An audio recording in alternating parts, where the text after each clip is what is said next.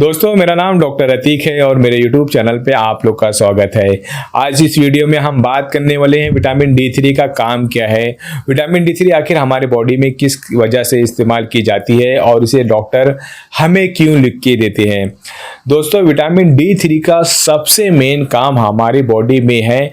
जो हम कैल्शियम लेते हैं या फॉस्फोरस लेते हैं, जब हम वो खाते हैं, वो खून से लेकर हमारे हड्डी तक पहुंचाने का काम विटामिन D3 करती है। ये हमारी हड्डियों को बहुत मजबूत करती है। ये हमारी जो मसल्स होती हैं, जो हमारे गोश्त होते हैं, उनको मजबूत करने का काम विटामिन D3 करती है। हमारे दिमाग को भी तेज करती है, साथ ही साथ हमारी इम्यूनिटी पावर जो होती है उसको भी मजबूत करने का काम भी विटामिन D3 है।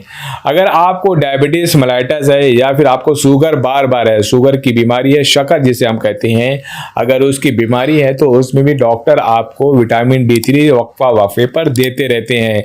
अगर आपके लंग्स या फेफड़े कमज़ोर हो गए हैं या उनके अंदर बलगम जम गया है या फिर वो कमज़ोर हो रहे हैं, सर्दी खांसी आपको बार बार हो रही है, तो डॉक्टर आपको विटामिन D3 का डोज दे सकते हैं।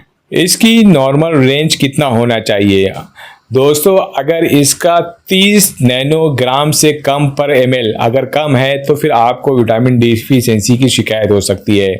इसका टेस्ट इस तरह होता है कि आपको अपना ब्लड देना होता है। लेबोरेटरी में जाने के बाद, इसकी इन्वेस्टिगेशन होने के बाद आपको रिपोर्ट में पता चलेगा कि आपके बॉडी में विटामिन D3 कितनी है। नॉर्मल रेंज जो इसकी है, कम से कम आपके बॉडी में 30 nm होना ज़रूरी है, जैसा कि आपको फोटो में दिखाया जा रहा है।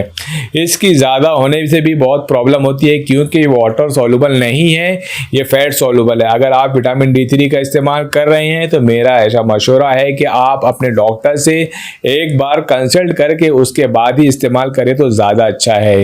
अगर आपको इसका मालूम करना है कि अगर कमज़ोरी हो तो क्या होता है, जैसे अक्सर पूछते हैं कि अगर हम विटामिन D3 ना खाएं तो उसकी वजह से हमें क्या हो सकता है। जैसा कि दोस्तों मैंने आपको ये बताया, विटामिन D3 का काम है कि आपकी हड्डियां और जोड़ को मजबूत करती हैं, यानी कि आपकी हड्डी को मजबूत करने का काम है विटामिन D3 का है। अगर आपको बार बार फ्रैक्चर हो रहा है, थोड़ा सा चलने पे, गिरने पे, ट्विस्ट होने पे पैर मुड़ जाता है, मोच आ जाता है, तो आपको अगर विटामिन D3 की कमी है तो बहुत जल्दी आपको फ्रैक्चर होने लगता है। और खासकर जो बड़े जोड़ हैं, जैसे कि आपके नी जॉइंट है, घुटने के दर्द होने लगते हैं, कमर में दर्द होने लगता है, गर्दन में दर्द होने लगता है, जोड़ों में आवाज़ आने लगती है और पैरों में अक्सर जकड़न का एहसास होने लगता है।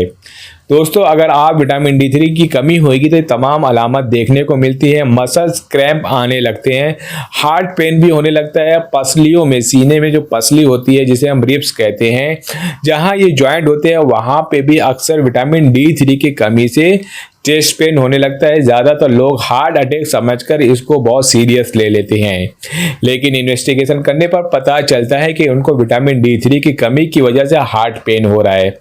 दोस्तों, इसको कम से कम डेली 8 के यूनिट लेना है। IU यूनिट यानी कि इंटरनेशनल यूनिट जो होता है वो लेना होता है, लेकिन इसका डोज जो है नॉर्मल 60 के यानी 60,000 के IU यूनिट लेना होता है। IU यूनिट यानी कि इंटरनेशनल यूनिट होता है और ये बहुत कम डोज है। डेली हमें 8 IU लेना है, और जबकि हम हफ्ते में एक बार आपको डॉक्टर 60 के यूनिट दे सकते हैं। दोस्तों, विटामिन D3 के सोर्सेज क्या क्या हैं? सबसे ज़्यादा कॉमन सोर्स जो विटामिन D3 के बताए गए वो है सनलाइट। अगर आप डेली सुबह सुबह, जब हम सुबह उठती है, सूरज निकलता है, सनलाइट में अगर आप जाते हैं तो आपको बहुत अच्छी मिकदार में सनलाइट से आपको विटामिन D3 मिल सकते हैं। अगर आपकी लाइफ स्टाइल अच्छी है और आप जिम जाते हैं, एक्टिविटी करते हैं, धूप में निकलते हैं, तो भी आपको विटामिन D3 अच्छी मिल सकती है। अगर आप अंडा खाते हैं, रोज सुबह नाश्ते में अंडे का इस्तेमाल करते हैं, तो भी आपको विटामिन D3 अच्छी मिल सकती है। अगर आप अच्छी फैट फिश, जो बड़ी मछलियां होती है जिनमें चर्बी होती है, अगर आप उसका इस्तेमाल करेंगे तो उससे भी आपको विटामिन D3 बहुत अच्छी मिकदार में मिल सकती है।